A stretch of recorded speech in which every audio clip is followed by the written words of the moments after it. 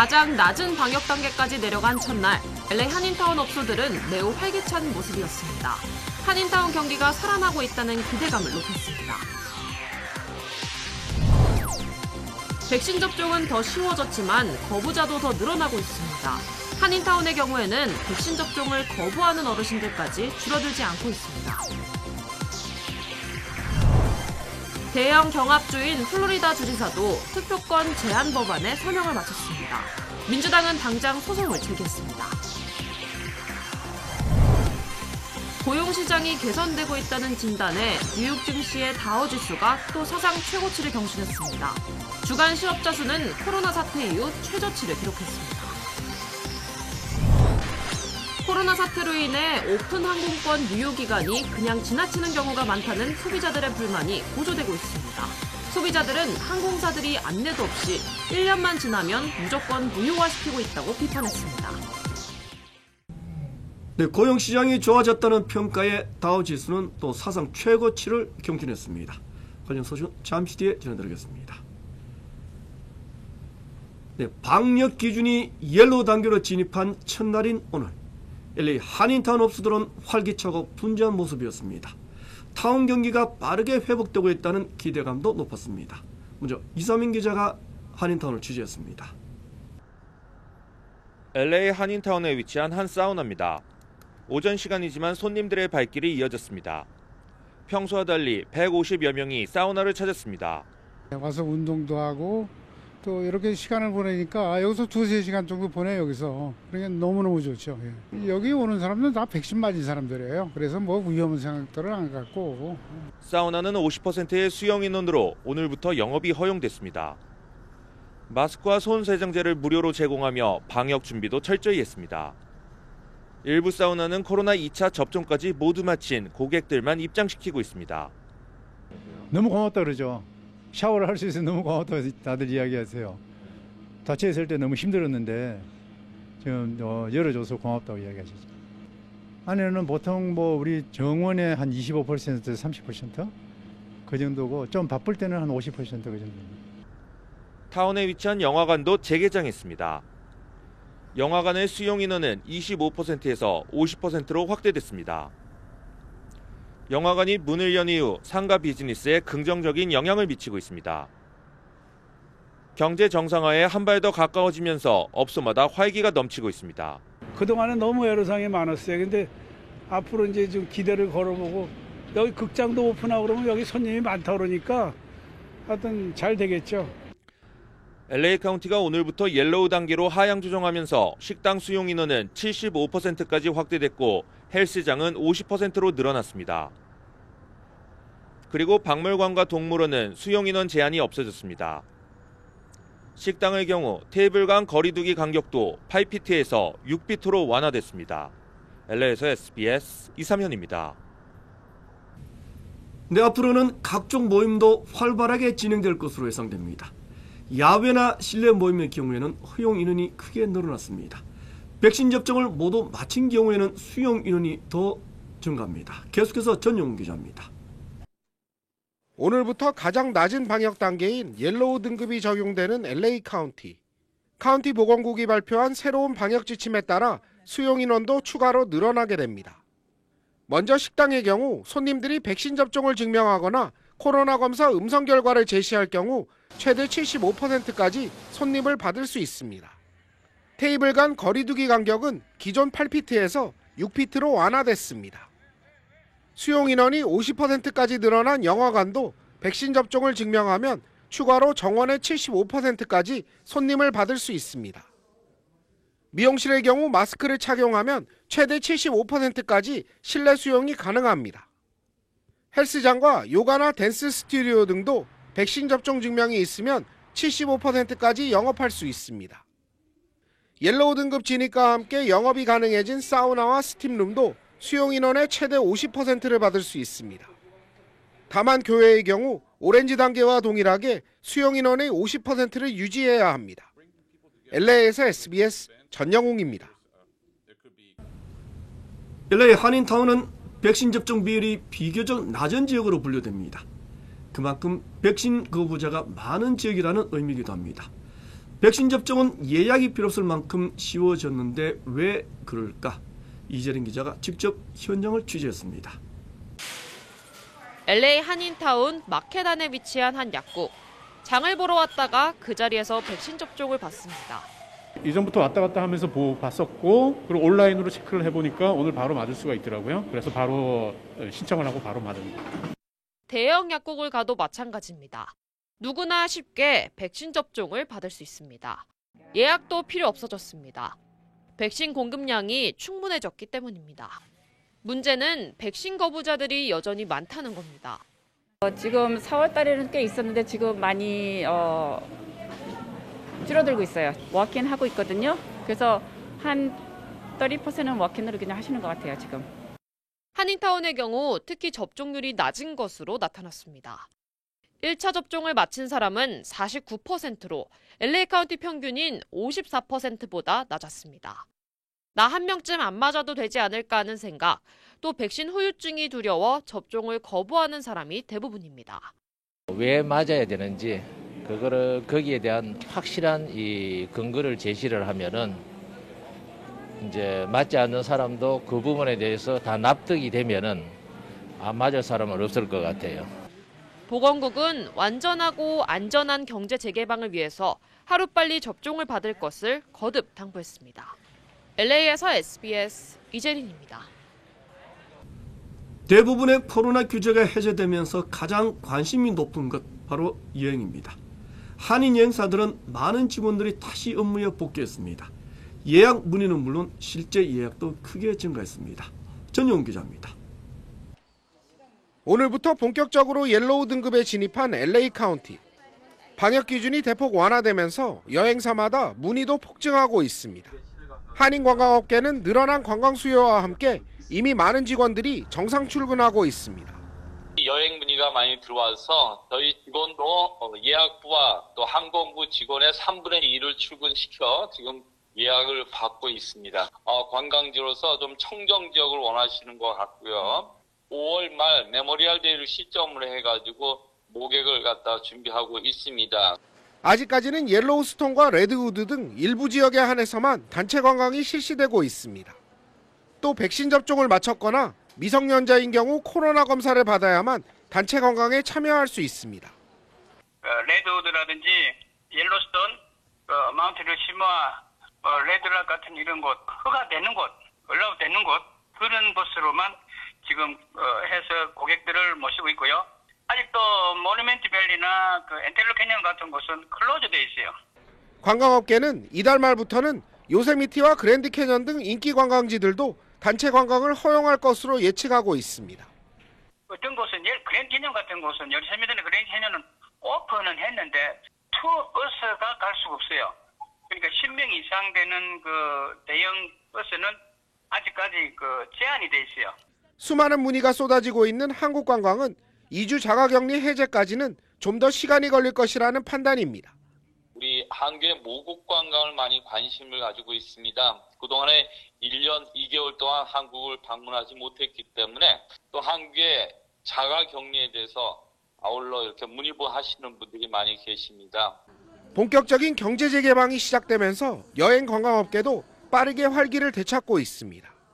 LA에서 SBS 전영웅입니다. 하지만 인도의 안타까운 소식은 계속되고 있습니다. 하루 확진자가 41만 명이나 됩니다. 7월 말까지는 사망자가 100만 명을 넘을 수 있다는 우울한 예상까지 나왔습니다. 보도 정준형 기자입니다. 병원 앞 길바닥에 한 여성이 쓰러져 있습니다. 응급 환자로 실려왔지만 병상이 없어 병원에 못 들어가고 있는 겁니다. तो यहाँ पे भर्ती नहीं कर रहे हैं? कोई ना कर रहा। क्या कह रहे हैं यहाँ पे? मेरा लेना हमारा। 또 다른 병원에서는 산소가 없어 숨진 환자 가족들이 병원 직원과 경찰에 거칠게 항의했습니다. 인도에서는 코로나19가 무섭게 번지는 가운데 병상과 산소 부족 사태가 계속되고 있습니다. हमारे हार्ट के पेशेंट है, शुगर है, कल से पड़े ऑक्सीजन नहीं मिल रही यहाँ पे। हमें हो गए 2-3 दिन। 의료 체계가 붕괴 위기로 치달으며 하루 신규 확진자 수는 41만 2천여 명을 기록했습니다. 지난 1일 처음 40만 명을 돌파한 뒤 닷새 만에 종전 최고치를 경신했습니다. 누적 확진자 수는 2,100만 명을 넘어섰고 사망자도 매일 3,500명 안팎으로 발생하면서 누적 사망자 수는 23만 명을 넘겼습니다. 인도 과학대 연구진은 다음 달 중순이면 누적 사망자 수가 2배 가까운 40만 명을 넘을 것으로 예측했습니다. 미국 워싱턴대 연구팀은 오는 7월 말까지 누적 사망자 수가 100만 명에 달할 수 있다고 내다봤습니다. 이런 상황에서도 일부 지역에서는 마스크를 쓰지 않은 집단 종교 행사가 열려 30여 명이 체포되기도 했습니다. SBS 정준영입니다. 백신 생산과 관련된 지적재산권을 면제하겠다는 미국의 발표에 대부분 국가들은 크게 반기는 분위기입니다. 하지만 제약사들의 반발은 강력합니다. 집단 반발 움직임까지 일고 있습니다. 김윤수 특파원이 보도하겠습니다. 워싱턴입니다. 미국의 코로나19 백신에 대한 지식재산권 면제 입장이 나오자 세계 각국은 곧바로 환영했습니다.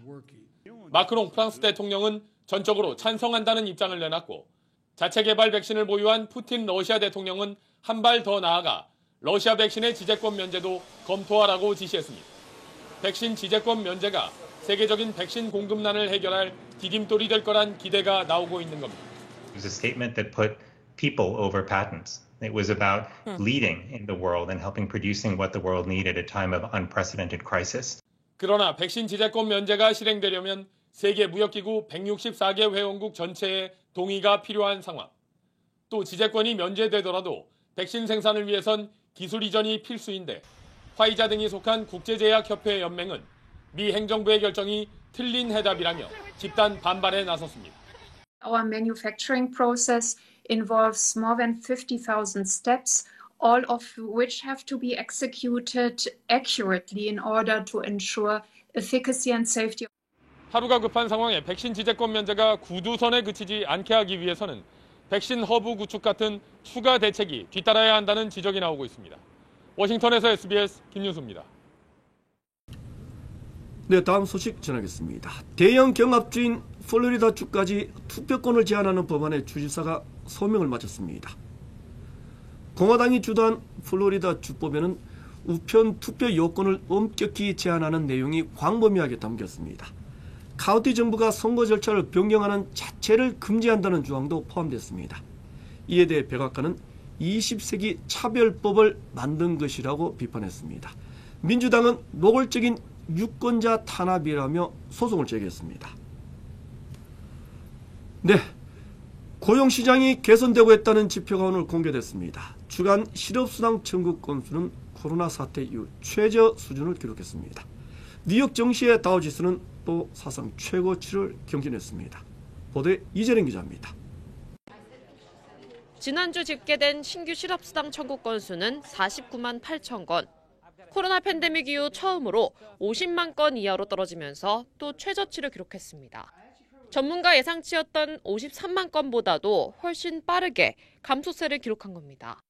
미국의 고용시장이 가파른 회복세를 이어가고 있습니다. 고용시장 개선 소식에 뉴욕 증시는 또 오름세로 마감했습니다. 다우지수는 어제에 이어 오늘 또 사상 최고치를 경신했습니다. S&P 500 지수는 전장보다 34.03포인트 오른 4,201에, 나스닥 지수는 전장보다 50.41포인트 오른 13,632에 거래를 마쳤습니다. 지난 1분기 비농업 부문 노동 생산성도 전망치보다 더 높게 나오면서 투자자들의 관심을 끈 겁니다. 뉴욕 증시 전문가들은 주간 실업 지표로 경제가 개선되고 있음을 재확인했다고 분석했습니다. 이제 모든 관심은 연방준비제도가 이를 어떻게 대응할 것에 집중됐습니다. 자산 매입 프로그램을 축소하는 테이퍼링에 대부분의 연준위원들은 아직 이르다는 입장을 보이고 있는 것으로 전해졌습니다. SBS 이재린입니다. 네, 혹시 탑승 일자가 오픈된 항공권 사용해 보신 적 있습니까? 1년 기한 내에 사용할 수 있다는 점에서 아주 편리합니다. 그런데 코로나 사태 와중에 1년 기한을 지키기가 어려운 것이 현실입니다. 그런데도 일부 항공사는 안내도 없이 사용할 수 있다는 통보만 하고 있다고 합니다. 전형우 기자가 취재했습니다. 우즈베키스탄 주재원이었던 김현수 씨는 지난 2019년 한국행 오픈항공권을 샀습니다. 2020년 6월 귀국하려 했는데 코로나19로 한국행 노선 운항이 중단됐습니다. 운행이 언제 재개될지 모르기 때문에 본사 차원에서 나중에 자동적으로 연장이 된다. 김 씨 자신은 운항 중단 석 달 전 먼저 귀국했고 이후 운항이 재개되자 현지에 남은 가족이 오픈항공권을 쓰려고 항공사에 문의했는데 황당한 답변이 돌아왔습니다. 구매일로부터 1년 기한이 지나 항공권을 이용할 수 없다는 겁니다. 통보가 하나도 없었거든요. 그래놓고 티켓이 만기가 됐는데 왜 연장 안 했습니까? 연장하는 건 고객의 실수인데요. 고객센터의 답도 마찬가지였습니다. 이혼이 아직 아예 끝나서 저희 변경일도 한 번에 나야 안 됩니다, 어머님. SBS 취재가 시작되자 대한항공 측은 고객센터 처리 과정에 오류가 있었다며 뒤늦게 환불해 주겠다고 밝혔습니다. 지난해 3월 제주도 여행을 가려다 코로나19로 미뤄야 했던 A씨도 오픈항공권으로 바꿔놓고 연장 신청을 하지 않아 표를 날렸습니다. 기한 만료에 대해 항공사에서 아무런 안내가 없었다고 하소연합니다. 서비스 차원에서 문자 알림 그 정도는 해주는 게 마땅하지 않을까 싶은 생각이 들어요. 아시아나항공 측은 사전 고지를 왜 하지 않았냐는 질문에 항공권 기한이 개인별로 모두 달라 고객이 스스로 기한 전에 연장 신청을 해야 한다고 답했습니다. 자신들에게 필요한 안내는 빠짐없이 하면서 고객에게 중요한 정보 고지는 등한히 하는 것 아니냐는 지적이 나옵니다. SBS 전용우입니다. 네, 바로 이런 경우가 적반하장입니다. 위안부 망언 논문을 발표한 하버드 대학교의 램지어 교수가 문제점을 지적한 한인 교수에게 협박성 메일을 보낸 사실이 드러났습니다. 자신이 오히려 피해자라는 황당한 주장이었습니다.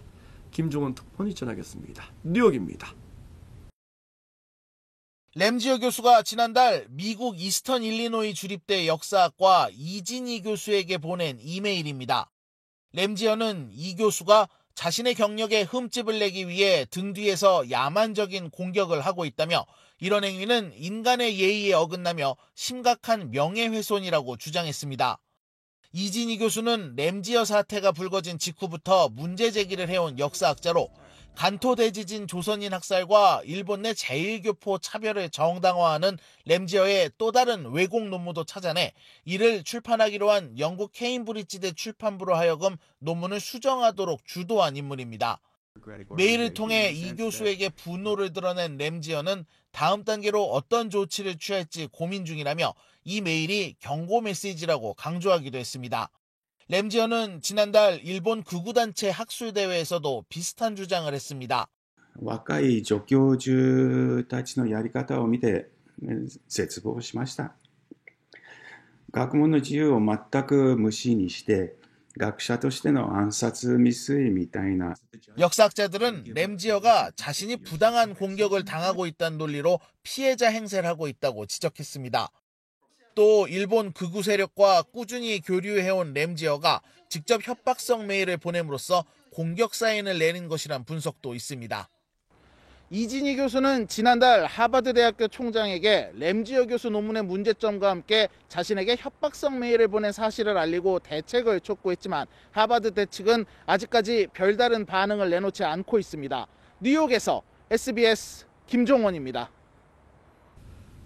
네, 대형 로켓이 수직으로 지상에 착륙한다는 것 기술적으로 대단히 힘든 일이라고 합니다. 특히 화물이 가득 실려있을 경우에는 성공할 가능성이 더 낮다고 합니다. 일론 머스크가 추진 중인 스페이스X 로켓이 사전 5기 만에 마침내 수직 착륙에 성공했습니다. 정구희 기자입니다. 높이 45m의 대형 로켓이 불을 뿜으며 하늘로 솟구칩니다. 진짜는 이제부터입니다. 10km 상공까지 날아오른 뒤 로켓 머리를 하늘로 향한 채 그대로 지상으로 내려옵니다. Please, come on, oh, it's do so it. Smooth. Do it. Do it. Look at this! This is serious business. How did it land? Yeah. It's vertical right now. Landed. 현지 시각 어제 오후 미국의 민간 항공 우주업체인 스페이스X사가 발사한 화성 이주용 로켓 스타쉽 15이 발사 후 착륙에 성공했습니다.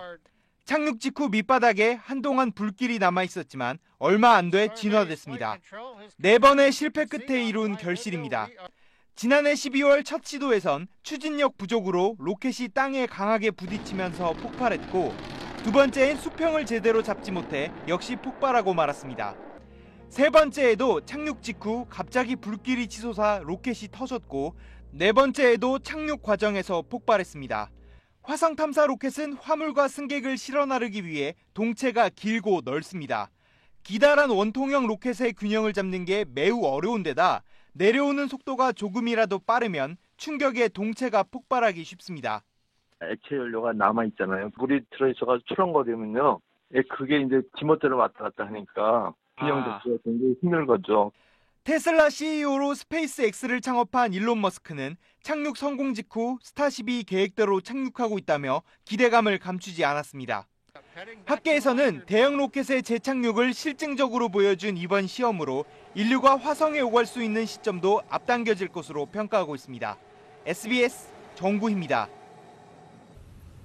네, 바이든 행정부가 북한과의 물밑 접촉을 시도하고 했지만 북한은 여전히 묵묵부답입니다. 미국 측도 지난 정부처럼 당근을 주는 협상은 안 한다는 방침이어서 협상은 당분간은 어려울 것이라는 전망입니다. 보도에 북한 전문 기자인 안정식 기자입니다. 바이든 정부의 최근 대북 접촉 시도에 북한이 응답하지 않고 있다고 워싱턴 포스트 칼럼니스트 조시 로긴이 미 고위 당국자를 인용해 밝혔습니다. 미국이 실용적 접근이라는 대북 정책 재검토 결과를 전달하기 위해 북한과 접촉을 시도했지만 반응이 없다는 것입니다.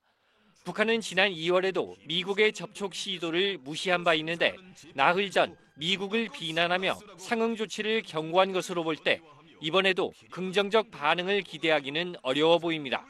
문제는 미국도 북한의 선뜻 협상용 당근을 제시할 생각이 없어 보인다는 것입니다.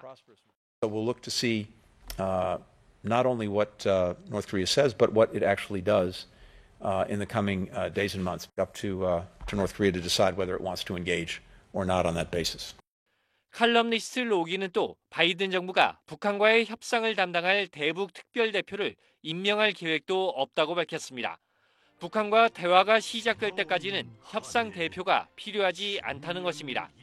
정책 우선순위의 첫 번째는 국내 경제를 재건하는 것이고요.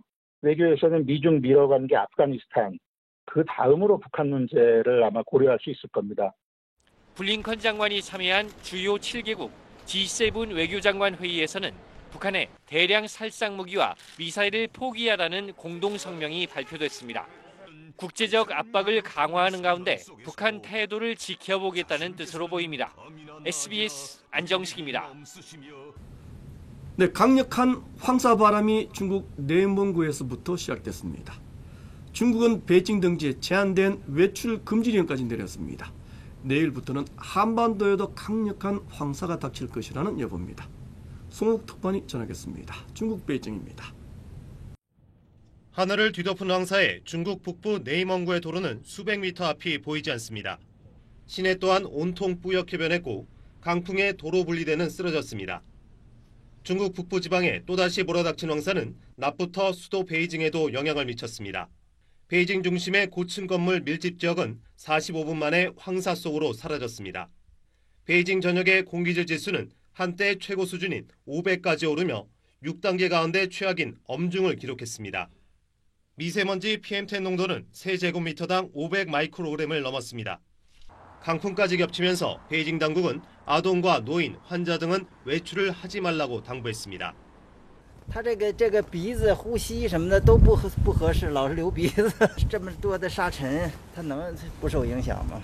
중국 기상당국은 몽골에서 발원한 황사가 북서풍을 타고 이동했다며 11개 성급 지역에 황사 경보를 발령했습니다. 올해 황사는 특히 몽골과 중국 북부 지역의 고온 현상과 가뭄으로 빈도와 강도가 심해졌습니다. 이번 황사는 우리나라에도 영향을 미칠 것으로 예상됩니다. 우리 기상당국은 내일 전국에 황사가 영향을 주겠고 오후부터는 미세먼지 농도가 매우 나쁜 수준까지 오를 것으로 예상했습니다. 베이징에서 SBS 송욱입니다. 미얀마 민주진영의 국민통합정부가 쿠데타군에 대한 무장투쟁을 선언했습니다. 국제사회는 군부에 돈줄을 재는 방안을 논의하고 있습니다. 보도에 김현 기자입니다.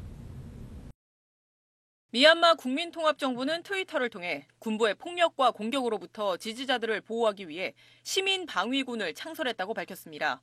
시민방위군은 20여 개 소수민족 무장조직과 연대해 연방군 창설로 이어질 거라고도 했습니다.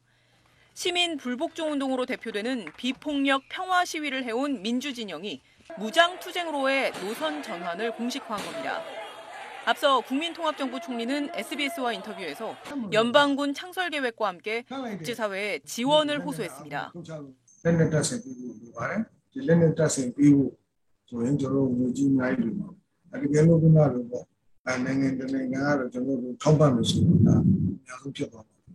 미얀마인 수만 명은 트윗을 나르며 시민방위군 창설에 지지를 표시했습니다.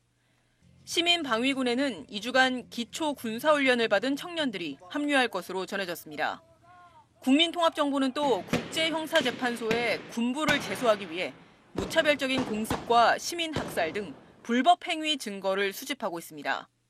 국제사회도 비판 수위를 높였습니다. 주요 7개국 G7 외교장관 회의는 공동성명을 통해 군부가 방향을 바꾸지 않으면 진전된 조처를 할 준비가 돼 있다고 경고했습니다. 진전된 조처와 관련해 군부의 돈줄인 국영 석유가스회사에 대한 거래 중단 등 국제 제재가 거론되고 있습니다. SBS 김혜영입니다.